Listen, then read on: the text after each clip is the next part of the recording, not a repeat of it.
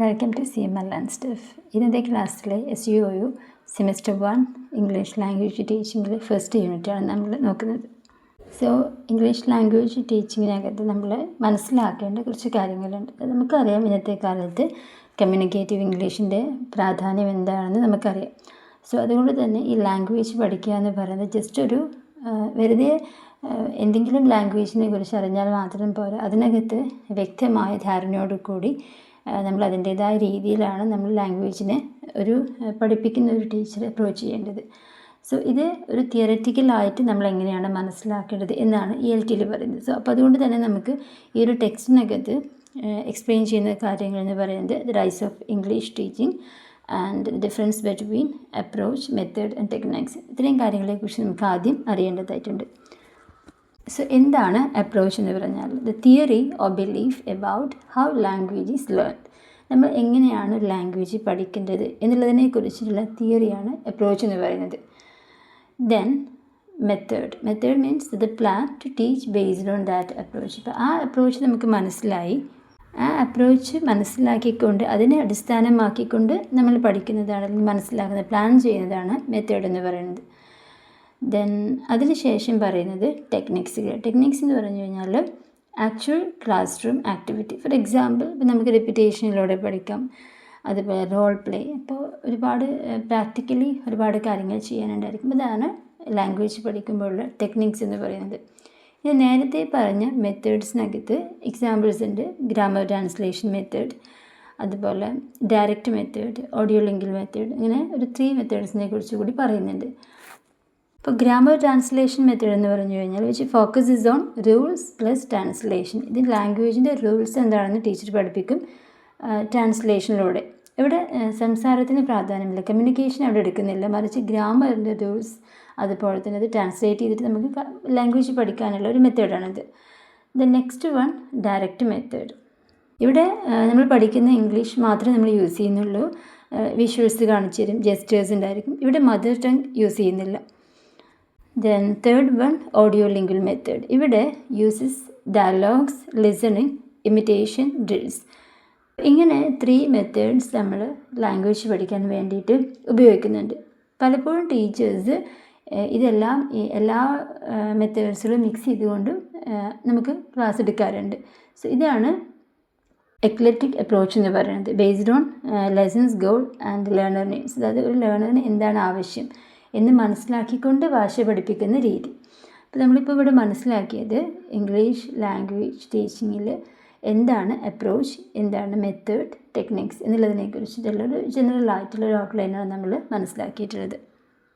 Then next one acquisition versus learning. എന്താണ് acquisition, എന്താണ് learning? So നമുക്കെല്ലാവർക്കും അറിയാം, നമ്മൾ ചെറിയ കുട്ടിയായിരിക്കുന്ന സമയത്ത് വീട്ടിനകത്ത് നമ്മളുടെ പാരൻസിൻ്റെ സംസാരം, തൊട്ടടുത്തുള്ള ആളുകളുടെ സംസാരം, നമ്മൾ കുറേ കാര്യങ്ങൾ കുട്ടികൾ ഇമിറ്റേറ്റ് ചെയ്യാൻ വേണ്ടി ശ്രമിക്കും. അങ്ങനെ കുറേ കാര്യങ്ങൾ പഠിക്കും. അങ്ങനെയുള്ള ഒരു ഫോർമൽ അല്ലാത്ത രീതിയിലുള്ള പഠനത്തിനാണ് നമ്മൾ അക്വിസിഷൻ എന്ന് പറയുക. അതൊരു നേച്ചുറൽ പ്രോസസ്സ്, ഒരു അൺകോൺഷ്യസ് പ്രോസസ്സാണത്. അതിനെയാണ് നമ്മൾ അക്വിസിഷൻ എന്ന് പറയുക. ഇവിടെ റൂൾസ് ഇല്ല, ഗ്രാമർ ബുക്സ് ഇല്ല, ഒന്നുമില്ല. ജസ്റ്റ് അവിടെ ഫോക്കസ് ചെയ്യുന്നത് ജസ്റ്റ് മീനിങ്ങിനെ മാത്രമേ ഉള്ളൂ. സോ ഈ ഒരു രീതി, അതായത് ചെറിയ പ്രായത്തിൽ നമ്മൾ ലാംഗ്വേജ് പഠിക്കുന്ന രീതി, അതാണ് അക്വിസിഷൻ എന്ന് പറയുന്നത്. ഇനി ലേണിംഗ് എന്ന് പറഞ്ഞു കഴിഞ്ഞാൽ അതൊരു കോൺഷ്യസ് ആയിട്ടുള്ള പ്രോസസ്സാണ്, ഒരു ഫോർമലാണ്. ഇനി ലേണിംഗ് എന്ന് പറയുന്നത് ഒരു കോൺഷ്യസ് ആണ്, അതൊരു ഫോർമൽ പ്രോസസ്സാണ്. അതായത് ടീച്ചേഴ്സ് നമുക്ക് ടെക്സ്റ്റ് ബുക്ക് വെച്ചിട്ട് ഗ്രാമർ പഠിപ്പിച്ചു തരുന്നു, ഒരുപാട് എക്സസൈസുകളൊക്കെ തരുന്നു, നമ്മൾ പ്രാക്ടീസ് ചെയ്യിപ്പിക്കുന്നു. അങ്ങനെ ഒരു ഫോർമൽ മെത്തേഡിൽ നമ്മളെ പഠിപ്പിക്കുന്നതാണ് ലേണിംഗ് എന്ന് പറയുന്നത്. ഇപ്പോൾ ഇവിടെ ടീച്ചേഴ്സ് നമ്മൾ പുതിയ വാക്കുകൾ പഠിപ്പിക്കുന്നുണ്ട്, അതുപോലെ ഗ്രാമർ റൂൾസ് നമ്മളെ കൊണ്ട് എക്സസൈസ് ചെയ്യിപ്പിക്കുന്നുണ്ട്. നമ്മൾ പഠിക്കുകയാണ് എന്നുള്ളൊരു ബോധം നമുക്ക് തന്നെ ഉള്ളിലുണ്ടായിരിക്കും. അപ്പോൾ ഈ ലേണിംഗ് എന്ന് പറയുന്നത് നമുക്ക് സ്കൂളുകളിലാണ് സംഭവിക്കുന്നത്. സ്കൂളുകളിൽ പോയി നമ്മൾ പർപ്പസ്ഫുള്ളി ഇത് പഠിക്കുകയാണ് ചെയ്യുന്നത്. പക്ഷെ ചില ആളുകൾ ഈ സെക്കൻഡ് പറഞ്ഞ ലേണിംഗ് എന്ന് പറയുന്ന കാര്യം മുന്നേ തന്നെ ചിലപ്പോൾ ഈ കാർട്ടൂൺസിലോ അല്ലെങ്കിൽ വേറെ ഏതെങ്കിലും രീതിയിലോ ഒക്കെ പഠിക്കുന്നതുണ്ടാവും. ചില കാർട്ടൂൺസിലൊക്കെ നമ്മൾ കുറച്ച് വാക്കുകളൊക്കെ നമ്മൾ കേട്ട് പരിചയത്തിൽ അങ്ങനെ പഠിക്കുന്നതുകൊണ്ട് അതുകൊണ്ട് പക്ഷേ കുറച്ചും കൂടി നമ്മൾ ലേണിംഗ് എന്ന് പറയുന്നത് സ്കൂളിൽ പോയി ടീച്ചർ ക്ലാസ് എടുത്ത് അതിൻ്റെ പ്രാക്ടിക്കൽ സൈഡിലൂടെ നമ്മൾ മനസ്സിലാക്കുന്നതാണ് ലേണിംഗ് എന്ന് പറയുന്നത്. അക്വിസിഷൻ എന്ന് പറയുന്നത് നമ്മൾ ജസ്റ്റ് വീട്ടിൽ നമ്മൾ ഇമിറ്റേറ്റ് ചെയ്തിട്ട് കുട്ടി അയക്കുന്ന സമയത്ത് നമ്മൾ ഇമിറ്റേറ്റ് ചെയ്ത് പഠിക്കുന്നതാണ് അക്വിസിഷൻ എന്ന് പറയുന്നത്. അപ്പോൾ രണ്ടാമത് ആദ്യം പറഞ്ഞ L1 നമ്മുടെ ഫസ്റ്റ് ലാംഗ്വേജ് നമ്മൾ അക്വിസിഷനാണ്. സെക്കൻഡ് ലാംഗ്വേജ് L2 എന്ന് പറയുന്നത് അത് ഫോർമലാണ്, നമ്മൾ ക്ലാസ്സിലാണ് പഠിക്കുക. പക്ഷേ എന്നാലും ചില സമയങ്ങളിൽ ക്ലാസ്സിൽ പോകുന്നതിന് മുന്നേ തന്നെ ചില കുട്ടികൾ കാർട്ടൂണിലൂടെയോ അല്ലെങ്കിൽ അല്ലാതെ ഏതെങ്കിലും രീതിയിലൊക്കെ കുറേ കേട്ട് ഇംഗ്ലീഷ് പഠിക്കുന്ന അല്ലെങ്കിൽ ഏത് ഭാഷയാണത് ഇംഗ്ലീഷ് പഠിക്കുന്ന രീതിയിലൊക്കെ നമ്മൾ L2 നേടിയെടുക്കാറുണ്ട്. Then next one teaching versus learning.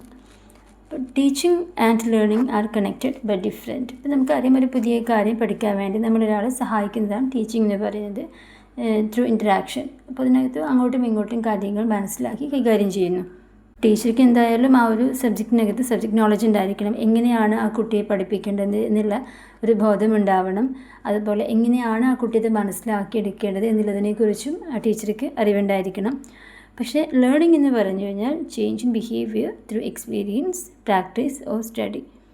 ഇതൊരു പഴയൊരു രീതിയിൽ നിന്ന് പുതിയൊരു രീതിയിലേക്ക് കുട്ടിയെ മാറ്റുന്നതാണത്. അതായത് പഴയൊരു ബിഹേവിയർ ഒരു can be A new behaviour or improving old behaviour. For example, ഇപ്പം നമ്മളൊരു ക്ലാസ്സിനകത്ത് ഒരു ദിവസം രാവിലെ ഒരു ടീച്ചർ ഒരു കുട്ടിക്കൊരു ഗിഫ്റ്റ് കൊടുക്കുന്നുണ്ട്, എന്തെങ്കിലും ഒരു കാര്യം കൊടുക്കുന്നുണ്ട്. കുട്ടി ഇതിനനുസരിച്ച് ഒരു താങ്ക് യു എന്ന് റിപ്ലൈ കൊടുക്കുന്നുണ്ട്.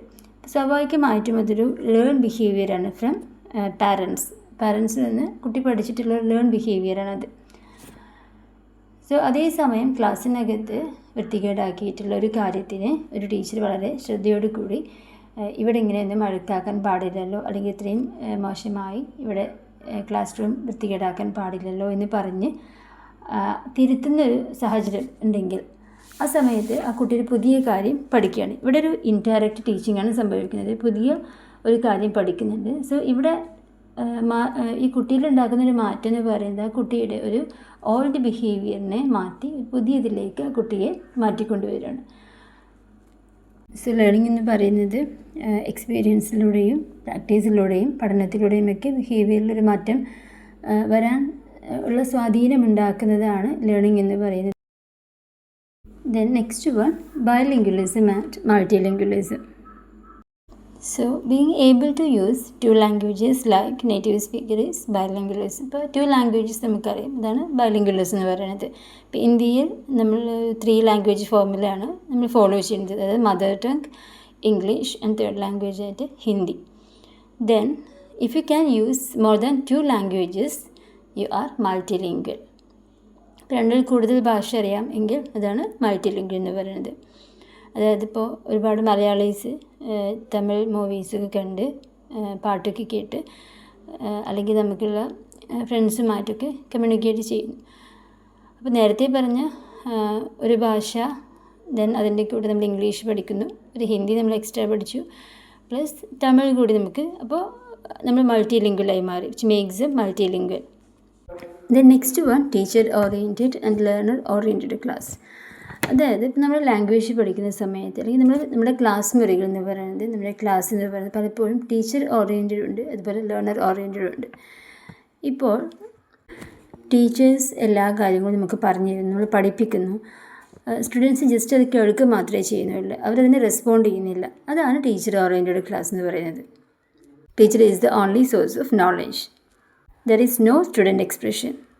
അതേസമയം ടീച്ചേഴ്സിൻ്റെ ക്ലാസ്സിനിടയിൽ ടീച്ചർ ക്ലാസ് നിർത്തുന്നുണ്ട്, സ്റ്റുഡൻസ് അവർക്ക് ആവശ്യമായ കാര്യങ്ങൾ ഡൗട്ട്സ് ഉണ്ടെങ്കിൽ ചോദിക്കുന്നുണ്ട്, സ്റ്റുഡൻസിന് ഡിസ്കസ് ചെയ്യാനുള്ള ഇൻറ്ററാക്ട് ചെയ്യാനുള്ള അവസരമുണ്ട്, അവരുടെ എക്സ്പീരിയൻസ് അവർക്ക് ഷെയർ ചെയ്യാം. ഇങ്ങനെയൊക്കെ ആണെന്നുണ്ടെങ്കിൽ അതാണ് ലേണർ ഓറിയൻറ്റഡ് എന്ന് പറയുന്നത്.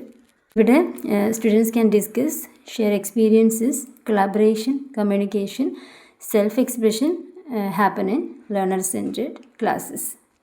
ഇവിടെ ടീച്ചർ ഓറിയൻറ്റഡ് ക്ലാസ് റൂംസ് അല്ലെങ്കിൽ ടീച്ചിങ് ആവുന്ന സമയത്ത് ലേണേഴ്സ് എപ്പോഴും പാസീവായിരിക്കും, ഒരു empty vessels പോലെയാണ്. അതേസമയം ലേണർ ഓറിയൻറ്റഡ് ആകുന്ന സമയത്ത് അവിടെ ലേണേഴ്സ് എപ്പോഴും ആക്റ്റീവായിരിക്കും, അവർക്ക് ഒരുപാട് കാര്യങ്ങൾ മനസ്സിലാക്കാനും എക്സ്പീരിയൻസ് ഷെയർ ചെയ്യാനും അവർക്ക് പരസ്പരം കമ്മ്യൂണിക്കേറ്റ് ചെയ്യാനും അതുവഴി കാര്യങ്ങൾ മനസ്സിലാക്കാനും കൂടുതൽ അവസരങ്ങളുണ്ടാവും. അതുവഴി അവരുടെ അറിവുകൾ അവർക്ക് വർദ്ധിപ്പിക്കാൻ കഴിയുകയും ചെയ്യും. ഇതാണ് ടീച്ചർ ഓറിയൻറ്റഡും ലേണർ ഓറിയൻറ്റഡും തമ്മിലുള്ള ഡിഫറൻസ് എന്ന് പറയുന്നത്. The next one, English as a second language and English as a foreign language. ഇത് രണ്ടും പൊതുവെ LSRW സ്കിൽസ് ഇമ്പ്രൂവ് ചെയ്യാൻ വേണ്ടിയിട്ടാണ്. LSRW means listening, speaking, reading, writing.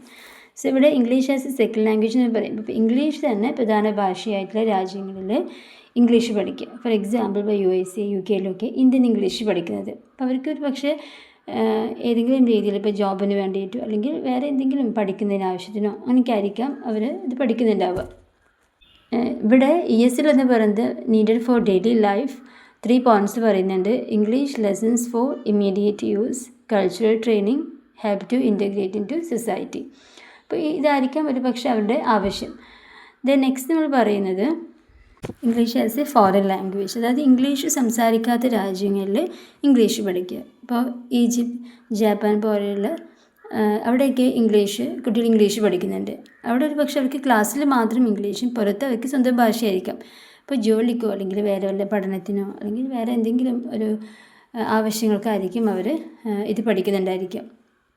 അപ്പോൾ ഇവർ മെയിനായിട്ടും ഇവരുടെ മെയിൻ ഒരു ഉദ്ദേശം എന്ന് പറയുന്നത് lots of speaking practice, exposure to real living English and strong motivation to continue. അപ്പോൾ നേരത്തെ പറഞ്ഞ പോലെ തന്നെ കോമൺ പോയിൻ്റ് ആയിട്ട് നമ്മൾ എടുത്ത് പറയുന്നത് ESL ആണെങ്കിലും EFL ആണെങ്കിലും ഇവരുടെ ഒരു മെയിൻ ഫോക്കസ് എന്ന് പറയുന്നത് LSRW സ്കിൽസ് ഇമ്പ്രൂവ് ചെയ്യുക, കമ്മ്യൂണിക്കേഷൻ ഇമ്പ്രൂവ് ചെയ്യുക എന്നുള്ളത് തന്നെയാണ്. ഇനി next one, comparison of L1 and L2 acquisition. നമ്മൾ നേരത്തെ L1 നമുക്ക് എന്താണെന്ന് അറിയാം, നമ്മുടെ ഫസ്റ്റ് ലാംഗ്വേജ് മദർ ടങ് ആണ്. അപ്പോൾ അക്വിസിഷൻ എന്താ നമ്മൾ നേരത്തെ പറഞ്ഞു. ഇപ്പോൾ ഒരു കുട്ടി ഇമിറ്റേറ്റ് ചെയ്തിട്ട് നമ്മുടെ ചുറ്റുമുള്ള കാര്യങ്ങൾ മനസ്സിലാക്കിയിട്ട് ഭാഷ പഠിക്കുന്നതാണ് L1 എന്ന് പറയുന്നത്. ഒരു അൺകോൺഷ്യസ്ലി കുട്ടികളത് സ്റ്റോർ ചെയ്യുകയാണ് ചെയ്യുന്നത് അവരുടെ മെമ്മറിയിൽ. This is acquisition. അവിടെ no rules, no classroom, we just അത് നമ്മൾ ക്യാച്ച് ചെയ്യുക മാത്രമേ ചെയ്യുന്നുള്ളൂ. L2 നമ്മുടെ സെക്കൻഡ് ലാംഗ്വേജ് നമ്മൾ പർപ്പസ്ഫുള്ളി സ്കൂളിലൊക്കെ പോയി പഠിക്കുന്നതാണ്. പക്ഷേ ചില കേസിൽ നമ്മൾ കുട്ടികൾ സ്കൂളിൽ പോകുന്നതിന് മുമ്പ് TV കാർട്ടൂൺസ് വഴിയൊക്കെ കുറച്ചൊക്കെ വേറെയുള്ള സെക്കൻഡ് ലാംഗ്വേജ് പഠിക്കുന്നുണ്ടാവാം. പക്ഷേ എന്നാലും നമുക്ക് L2 കുറച്ചുകൂടി നമ്മളതിൽ പ്രാവീണ്യം നേടണമെന്നുണ്ടെങ്കിൽ നമ്മൾ സ്കൂളിൽ പോയി ടീച്ചേഴ്സ് അതിൻ്റെ റൂൾസ് പഠിപ്പിച്ച് തന്ന് അതിൻ്റെ ഗ്രാമർ മനസ്സിലാക്കി തന്നിട്ടാണെങ്കിൽ നമുക്ക് പ്രാവീണ്യം ഉണ്ടാവുള്ളൂ. അപ്പോൾ L2 ചില കേസിൽ കുറച്ച് സ്കൂളിൽ പോകുന്നതിന് മുന്നേ തന്നെ പഠിക്കാൻ ചാൻസ് ഉണ്ട്.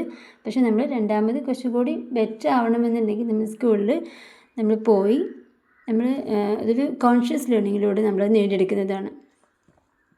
L1 എന്ന് പറയുന്നത് നേച്ചുറലി നമ്മളത് ഒരു കുട്ടിക്ക് കിട്ടുന്നതാണെങ്കിൽ L2 എന്ന് പറയുന്നത് needs effort and happens after L1 is set. So next one, എന്താണ് ഇൻ്റർ ലാംഗ്വേജ് എന്ന് പറഞ്ഞു കഴിഞ്ഞാൽ, അപ്പോൾ നമ്മൾ L2 പഠിക്കുന്ന സമയത്ത് മീൻസ് സെക്കൻഡ് ലാംഗ്വേജ് നമ്മൾ സ്കൂളിലൊക്കെ പോയി പഠിക്കുക എന്ന് പറഞ്ഞല്ലോ. അങ്ങനെ പഠിക്കുന്ന സമയത്ത് നമ്മുടെ മനസ്സിൽ ഒരു പുതിയ ഭാഷാ സംവിധാനം ഉണ്ടായിട്ടുണ്ടാവും. നമ്മൾ പുതിയൊരു കാര്യം പഠിക്കാൻ വേണ്ടി പോവുകയാണ്. സോ ഇത് L1 അല്ല, നമ്മുടെ മദർ ടങ് അല്ല. അത് മാത്രമല്ല L2 നമ്മൾ പെർഫെക്റ്റ് ആയിട്ടുമില്ല, മീൻസ് നമ്മൾ പഠിച്ചുകൊണ്ടിരിക്കുന്നേ ഉള്ളൂ. അപ്പോൾ നമ്മളുടെ മാതൃഭാഷയല്ല, നമ്മൾ L2 സെക്കൻഡ് ലാംഗ്വേജ് പഠിച്ചുകൊണ്ടിരിക്കുകയാണ്, പക്ഷേ നമ്മളതിൽ പെർഫെക്റ്റ് ആയിട്ടുമില്ല. ഇതിന് രണ്ടിൻ്റെയും ഇടയിൽ നമുക്ക് കുറച്ച് കാര്യങ്ങൾ നമുക്ക് അറിയാം എന്നുള്ളൊരു ഘട്ടത്തിലേക്ക് നമ്മളെത്തും. ഫോർ എക്സാമ്പിൾ, ഇപ്പോൾ നമ്മൾ മലയാളികൾ പറയും ഐ എം ഹാവിങ് ഫീവർ, എനിക്ക് പനിയാണ് എന്ന് പറയും, എനിക്ക് പനിയുണ്ട് എന്ന് പറയും. സോ ഇവിടെ ഇത് ശരിയായ രീതിയിലൊരു ഇംഗ്ലീഷ് അല്ല, പക്ഷെ അതിനകത്ത് നമുക്ക് കേട്ട് കഴിഞ്ഞാൽ മനസ്സിലാവും, അതിലൊരു ലോജിക്ക് ഉണ്ട്. അപ്പോൾ ഇതൊരു ഇൻ്റർ ലാംഗ്വേജ് ആ ഒരു ടീച്ചേഴ്സിന് മനസ്സിലാവുന്നുണ്ട്, പക്ഷെ അത് അത്രമാത്രം ലോജിക്കല്ല എന്നുള്ളത് ടീച്ചേഴ്സ് മനസ്സിലാക്കേണ്ടതായിട്ടുണ്ട്. ഇതൊരിക്കലും ഒരു തെറ്റല്ല, ഒരു പ്രോഗ്രസ് ചെയ്യുന്നുണ്ട് എന്ന് മനസ്സിലാക്കുന്ന അതിൻ്റെ ഒരു പ്രൂഫാണിത്. സോ ഇവിടെ ഡേവിഡ് ക്രിസ്റ്റൽ പറയുന്നുണ്ട് ഇൻ്റർ ലാംഗ്വേജ് എന്ന് പറയുന്നത് ലേണർ ഡെവലപ്പ് ചെയ്തുകൊണ്ടിരിക്കുകയാണ് എന്ന് മനസ്സിലാക്കണം എന്നുള്ളതും. അതിന് പ്രധാനമായിട്ടും 3 കാര്യങ്ങൾ എടുത്ത് പറയുന്നുണ്ട്. ഫസ്റ്റ്, ഒരു ട്രാൻസ്ഫർ ഫ്രം L1. നമ്മുടെ L1ൽ നിന്ന് നമ്മളിങ്ങനെ ട്രാൻസ്ഫർ ആയിക്കൊണ്ടിരിക്കുകയാണ്, നമ്മളിങ്ങനെ വളർന്നു വരും, ലാംഗ്വേജ് നമ്മൾ പഠിച്ച് ശരിയായിക്കൊണ്ടിരിക്കും. അതുപോലെ തന്നെ നമ്മളുടെ ടാർഗറ്റ് ലാംഗ്വേജ്, നമ്മളുടെ L2 ആണ് ടാർഗറ്റ് ലാംഗ്വേജ് അല്ലേ, അതിൽ നിന്നുള്ള ഒരു കോൺട്രാസ്റ്റീവ് ഇൻ്റർഫറൻസ് ഉണ്ട്. പിന്നെ നമ്മൾ പുതിയ കുറേ നിയമങ്ങൾ എല്ലായിടത്തും നമ്മൾ പഠിച്ച് മനസ്സിലാക്കിയിട്ട് വരണം. ഒരു ഓവർ ജനറലൈസേഷൻ, അതായത് ഇപ്പോൾ നമ്മൾ ഒരു വാക്ക് നമ്മൾ ഉപയോഗിച്ചു, അപ്പോൾ അതിനേക്കാൾ കുറച്ചും കൂടി ബെറ്റർ ആയിട്ട് നമ്മൾ വേറൊരു വാക്ക് അവിടെ ഉപയോഗിക്കേണ്ടതായിട്ടുണ്ട് എന്ന് നമ്മൾ മനസ്സിലാക്കണം. ഇപ്പോൾ ഇവിടെ ടീച്ചേഴ്സ് ചെയ്യേണ്ട ഒരു കാര്യം, ഒരു കുട്ടി ഒരു സെൻറ്റൻസ് അവിടെ ക്രിയേറ്റ് ചെയ്തു, സെൻറ്റൻസ് അവിടെ പറഞ്ഞു കഴിഞ്ഞാൽ അത് ലോജിക്കലി അത് നമുക്ക് മനസ്സിലാക്കുമ്പോൾ അതിനകത്ത് ഇംഗ്ലീഷ് ഉണ്ട്, അല്ലെങ്കിൽ അത് മീനിങ് കിട്ടുന്നുണ്ട്. പക്ഷേ അതിനകത്ത് കുറച്ചുകൂടി ഇമ്പ്രൂവ്മെൻറ്റ് ആവശ്യമാണ് എങ്കിൽ അത് മനസ്സിലാക്കിയിട്ട് കൂടുതൽ ഇൻപുട്ട് കൊടുക്കുക എന്നുള്ളതാണ്. പതുക്കെ പതുക്കെ തിരുത്തി കൊണ്ടുവരണം. അപ്പോൾ ഇന്ത്യൻ ലാംഗ്വേജ് ഒരു റാൻഡം അല്ല, ഒരു സിസ്റ്റമാറ്റിക് ആണ്. കൂടുതൽ എക്സ്പോഷർ കിട്ടുമ്പോൾ കൂടുതൽ ഇമ്പ്രൂവ് ആവും. അങ്ങനെയുള്ള ഒരു സ്റ്റേജാണ്.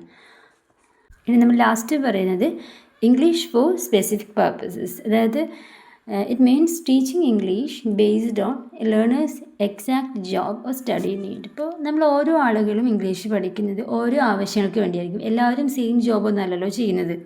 So it is not general English. For example, ഒരു നേഴ്സ് ആണെങ്കിൽ അവർ മെഡിക്കൽ ഇംഗ്ലീഷാണ് സംസാരിക്കുക. സോ അവർ പേഷ്യൻസിന് ഇപ്പോൾ BP ആയിരിക്കാം, ഡോസേജ്, അലർജി, അങ്ങനെ കുറേ വേർഡ്സാണ് അവർ യൂസ് ചെയ്യുക. അതേസമയം ഇപ്പോൾ എഞ്ചിനീയർ ആണെങ്കിൽ അവരുടെ ടെക്നിക്കൽ ഇംഗ്ലീഷാണ് അവർ യൂസ് ചെയ്യുക, അവരുടെ മാനുവൽസ്. അതേപോലെ തന്നെ ഒരു പൈലറ്റ് ആണെന്നുണ്ടെങ്കിൽ അവരുടെ ഏവിയേഷൻ ഇംഗ്ലീഷാണ്. എയർ ട്രാഫിക് കൺട്രോളിന് വേണ്ടിയിട്ട് അവർ ഉപയോഗിക്കുന്ന വാക്കുകൾ വേറെയാണ്. സോ ഈ ESP എന്ന് പറയുന്നത്, ESP കോഴ്സസ് എന്ന് പറയുന്നത് ആ ടൈലർ മെയ്ഡാണ്. They focus only on vocabulary skills and situations that the learner will actually use. ഇപ്പോൾ ഒരു ESP ക്ലാസ്സിൽ ടീച്ചേഴ്സ് ആദ്യം മനസ്സിലാക്കുന്നത് ലേണേഴ്സിൻ്റെ നീഡാണ്. അതിനെയാണ് നീഡ്സ് അനാലിസിസ് എന്ന് പറയുക. അതായത് ഓരോ ആളുകൾക്കും ഓരോ ആവശ്യമാണെന്ന് നമ്മൾ പറഞ്ഞത്. അപ്പോൾ അതുകൊണ്ട് ടീച്ചേഴ്സിന് അത് മനസ്സിലാവണം, എന്തിനു വേണ്ടിയാണ് അവരത്, എന്താണ് അവരുടെ മെയിൻ പർപ്പസ് എന്ന് മനസ്സിലാക്കണം. എന്നിട്ട് അതിനനുസരിച്ചിട്ടുള്ളൊരു അവർ ലെസൺസ് ഡിസൈൻ ചെയ്യണം. അതുപോലെ തന്നെ ഇംഗ്ലീഷ് ഫോർ ബിസിനസ് ആണെങ്കിൽ അങ്ങനെ, ഇംഗ്ലീഷ് ഫോർ ടൂറിസം ആണെങ്കിൽ അങ്ങനെ, ഇംഗ്ലീഷ് ഫോർ IT, അതുപോലെ ലീഗൽ ഇംഗ്ലീഷാണ്. ഓരോരുത്തരുടെയും ആവശ്യം മനസ്സിലാക്കിയിട്ട് വേണം അത് ഡിസൈൻ ചെയ്യാൻ ടീച്ചേഴ്സ്. കാരണം നമുക്ക് ആവശ്യമില്ലാത്തൊരു അൺനെസസറി ഗ്രാമറോ ഒരു ലിറ്ററേച്ചറോ ഒന്നുമല്ലല്ലോ പഠിപ്പിക്കേണ്ടത്. So we teach only what the job needs. അപ്പോൾ ഇതാണ് ഇംഗ്ലീഷ് ഫോർ സ്പെസിഫിക് പർപ്പസസ് എന്ന് പറയുന്നത്. സോ ഇന്നത്തെ ക്ലാസ്സിൽ നമ്മൾ പറഞ്ഞത് difference between approach, method and techniques, then acquisition versus learning, then teaching versus learning, അതുപോലെ ബൈലിംഗ്വലിസം ആൻഡ് മൾട്ടിലിംഗ്വലിസം എന്താണെന്ന് പറഞ്ഞു. അതുപോലെ teacher oriented and learner oriented class or teaching, അതിനെക്കുറിച്ച് പറഞ്ഞു. English as a second language and English as a foreign language തമ്മിൽ difference പറഞ്ഞു. അതുപോലെ comparisons of L1 and L2 acquisition, then എന്താണ് interlanguage, then finally English for specific purposes. പിന്നെ നിങ്ങൾ ചെയ്യേണ്ടത്, നിങ്ങൾക്ക് ഇതിനകത്ത് ഓരോ ടോപ്പിക്കിനകത്തും എന്താണ് പറഞ്ഞിട്ടുള്ളത്, അതിനെക്കുറിച്ച് എന്താണെന്നുള്ളൊരു ഓവറോൾ ഒരു ഐഡിയ കിട്ടിക്കഴിഞ്ഞാൽ നിങ്ങൾ ടെക്സ്റ്റ് ബുക്കിനകത്തുള്ള എക്സ്പ്ലനേഷൻസ് കൂടുതൽ വായിച്ച് മനസ്സിലാക്കുക. 5 മാർക്സ് ഓർ 15 മാർക്സിന് വരുന്ന സമയത്ത് ഓരോ ടോപ്പിക്ക് നമ്മൾ എഴുതുന്ന സമയത്തും അത് വിത്ത് എക്സാമ്പിൾസ് നമ്മളത് എക്സ്പ്ലെയിൻ ചെയ്യേണ്ട ആവശ്യമുണ്ട്. അപ്പോൾ കൂടുതൽ നിങ്ങൾക്ക് മനസ്സിൽ നിൽക്കുന്ന എക്സാമ്പിൾസ് നിങ്ങൾ സ്വയം കണ്ടെത്തുകയോ അല്ലെങ്കിൽ ടെക്സ്റ്റിനകത്തിൽ അത് അണ്ടർലൈൻ ചെയ്തിട്ട് അത് ഓർത്ത് വെച്ചിട്ട് ഇപ്പോൾ പറഞ്ഞിട്ടുള്ള കാര്യങ്ങളുടെ കൂടെ ആഡ് ചെയ്യുകയോ ചെയ്ത് കഴിഞ്ഞാൽ ഇംഗ്ലീഷ് ലാംഗ്വേജ് ടീച്ചിങ് അത്രയധികം ഒരു ടഫായിട്ടുള്ള ഒരു സബ്ജക്റ്റായി നിങ്ങൾക്ക് തോന്നില്ല. സോ എന്തെങ്കിലും ഡൗട്ട്സ് ഉണ്ടെങ്കിൽ നിങ്ങൾ കമൻറ്റ് ചെയ്യുക. Thank you so much.